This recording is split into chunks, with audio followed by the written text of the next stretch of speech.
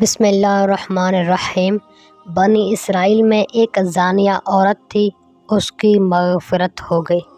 حدیث پاک میں بخاری شریف میں صاف لفظوں میں لکھا ہے کہ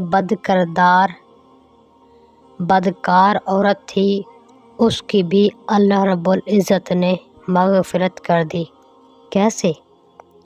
وہ ایک کنویں پر سے گزر رہی تھی، اس نے ایک کتے کو دیکھا کہ وہ اپنی زبان نکال رہا تھا پیاس کی شدت کی وجہ سے۔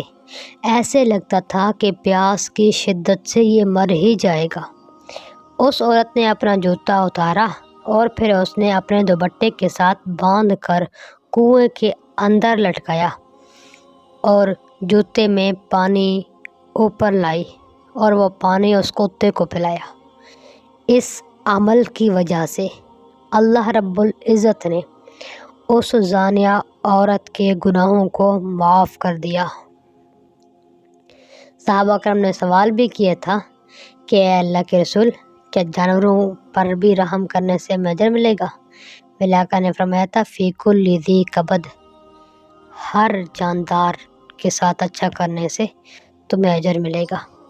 تو جانوروں کے ساتھ حسن سلوک کرنے سے اللہ بخشش کے فیصلے فرماتا ہے، انسانوں کے ساتھ حسن سلوک کے بدلے میں کچھ نہیں دے گا کیا؟